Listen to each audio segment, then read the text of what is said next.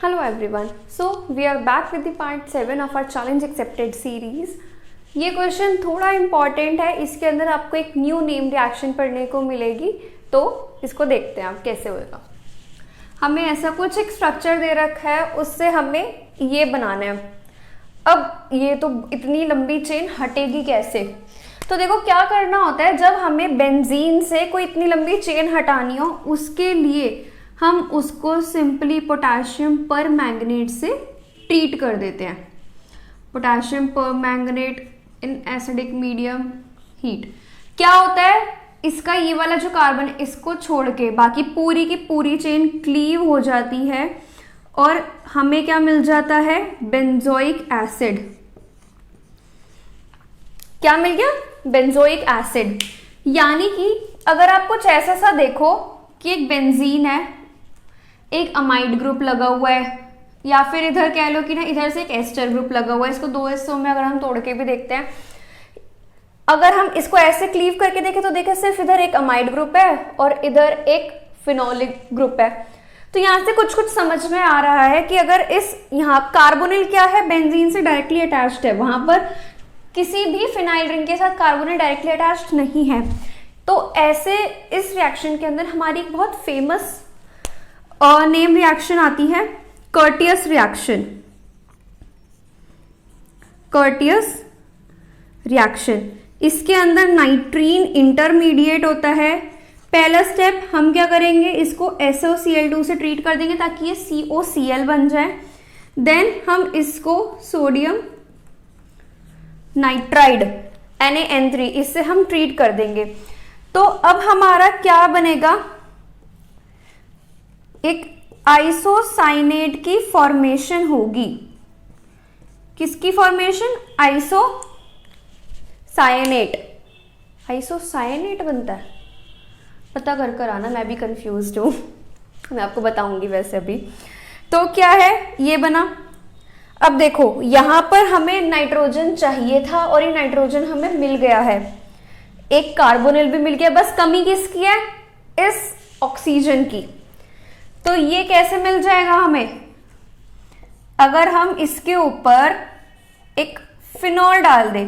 अच्छा, इस क्वेश्चन के अंदर क्या चीज थी, the only carbon source. Only carbon source क्या है, जो हमें ये रिएक्टेंट दे रखा है। यानी कि हम एक्स्ट्रा अपनी मर्जी से कोई कार्बन अटैच नहीं कर सकते। ये फिनॉल जो है ये भी हम अपनी मर्जी से नहीं डाल सकते। इसका हम प्रोसीजर देखेंगे कि ये भी कैसे बनेगा। तो क्या होगा, जब इस ऑक्सीजन ने इस कार्बोनिल पे अटैक करा, ऐसे रिवर्ट बैक हो गया ये। अब क्या हुआ, ये बन गया ऐसे N नेगेटिव COO और ये हमारी फिनाइल रिंग। अब बस इसके अंदर क्या करना है, हमारा प्रोटॉन एब्स्ट्रैक्शन कर दो। प्रोटॉन एब्स्ट्रैक्शन नहीं, सॉरी, प्रोटॉन ट्रांसफर। ट्रांसफर कहां से होगा, ये हमारा OH निकला था ना, तो ये तो OH प्लस हो गया, इसका हाइड्रोजन अब ये ले लेगा और इसका पॉजिटिव चार्ज हट जाएगा। तो ये देखो, आपको पहला स्टेप क्या समझ में आया कि जितनी भी एल्काइल चेन थी एक्स्ट्रा थी वो हमने हटा दी KMnO4 की प्रेजेंस में। फिर उसके बाद हमने क्या करा, जो हमारा कार्बोक्सिलिक ग्रुप बना उसको हमने SOCl2 और NaN3 से ट्रीट करा। कर्टियस रिएक्शन हुई, ये इंटरमीडिएट बना। उसके बाद हमने इस फिनॉल को इसके ऊपर रिएक्ट करवाया, इस कार्बोनिल कार्बन के ऊपर। तो जब ये जो लोन पेयर्स हैं, ये जो नेगेटिव चार्ज है नाइट्रोजन के ऊपर आ जाएगा, फिर प्रोटॉन ट्रांसफर करके हमारा ये प्रोडक्ट बन गया। इसको नोट करो, फिर मैं आपको बताती हूँ कि फिनॉल हम कैसे बनाते हैं।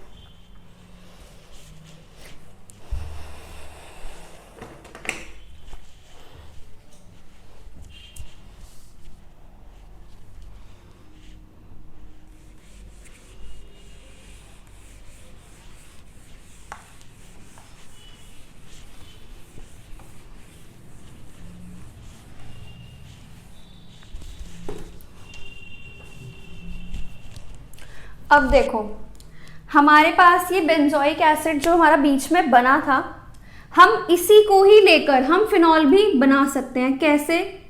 इसके अंदर अगर मैं डाल दूं एक्सेस डाइमिथाइल कॉपर लिथियम, ठीक है, और इसमें इसके साथ क्या डालना है? LiCN in the presence of H+। ये क्या होगा? ये मिथाइलेटिंग एजेंट है। क्या है? मिथाइलेटिंग एजेंट। एक्सेस में क्यों डाला? क्योंकि यहाँ पर ये एसिडिक प्रोटॉन भी प्रेजेंट है, तो इस पहले तो ये इसी को ही रिमूव कर लेता है, फिर उसके बाद एक्सेस में डालते हैं तो जाकर ये हमारा वाटर की फॉर्म में निकल जाता है और OH की जगह हमारा Me ग्रुप लग जाता है। OH माइनस H2O की, मतलब H2O की तरह निकल जाता है और हमें ये COMe ग्रुप मिल जाता है। अब क्या है? हमें चाहिए फिनॉल, ये ग्रुप हटाना पड़ेगा। मैंने क्या करा? इसमें बेयर्स विनेगर रिएक्शन करा दी MCPBA डाल के। MCPBA डाल के क्या होगा कि जो इलेक्ट्रॉन रिच ग्रुप होगा उसकी साइड पर हमारा ऑक्सीजन लग जाएगा, ये मैंने आपको बताया था। तो इलेक्ट्रॉन रिच ग्रुप मोर कौन सा हो गया? हमारा एरोमेटिक रिंग। ये चलो हो गया इधर, ये इधर, ये। अब बस आपको कुछ नहीं करना, नेक्स्ट स्टेप पे बस हाइड्रोलिसिस करना है, जिसकी वजह से हमारा ये जो फिनॉल है ये हमें बन जाएगा। यहाँ से ये क्लीव हो जाएगा। समझ में आ गई कि ये कैसे कैसे करना था? इसका एक और मेथड और है, वो मैं आपको और बताती हूँ एक बार।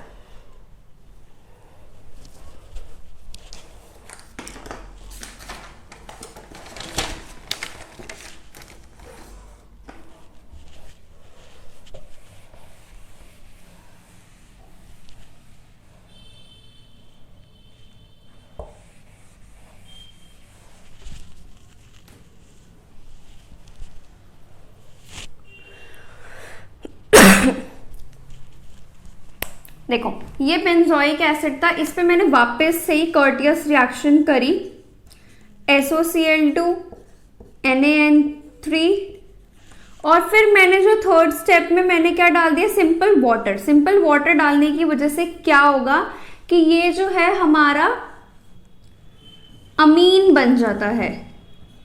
क्या बन जाता है हमारा? इसमें जो कार्बोनिल ग्रुप होता है ना, वो एक्स्ट्रा जो ग्रुप था वो हमारा निकल जाएगा और हमें ये अमीन मिल जाएगा। अब बस आपको क्या, इसका मैकेनिज्म आप एक बार जरूर पढ़ना, और क्योंकि ये आता है जैम, IIT जैम का एग्जाम हो, CSIR नेट हो या कुछ भी, मतलब मैकेनिज्म तो नहीं पूछते बट बीच में से कोई इंटरमीडिएट पूछ लेते हैं। तो अब मैंने क्या करा? इसका डाईएजोटाइजेशन कर दिया। डाईएजोटाइजेशन क्यों करा? इस अमीन ग्रुप को हटाना है और हमें इसके में फिनॉल लेकर आना है, OH ग्रुप। तो डाईएजोटाइजेशन की कंडीशन पता है, NaNO2 and HCl। Then second step में मैं क्या करूंगी? यहाँ पे डाइएजोनियम सॉल्ट बन जाएगा, N2 positive. Then second step में मैं H2O और H2SO4 करूंगी, डालूंगी मतलब, तो ये हमारा यहाँ पे फिनॉल जनरेट हो जाएगा। तो ये वाली रिएक्शन मेरे को पर्सनली बहुत अच्छी लगी, क्योंकि इसके अंदर थोड़ा सा माइंड का ज़्यादा यूज़ करना पड़ा कि किस तरीके से हम ये अप्रोच लगा सकते हैं, किस तरीके से ये क्वेश्चन हम कर सकते हैं। और आई होप आपको भी ये अच्छा लगा होगा। मैंने आपको 2 अप्रोचेस बताई हैं फिनॉल सिंथेसाइज करने के लिए, और बाकी ये पूरा कंडीशन, मतलब पूरी रिएक्शन जो ये वाली हमने बनाई है। तो please like, share and subscribe. Thank you so much everyone.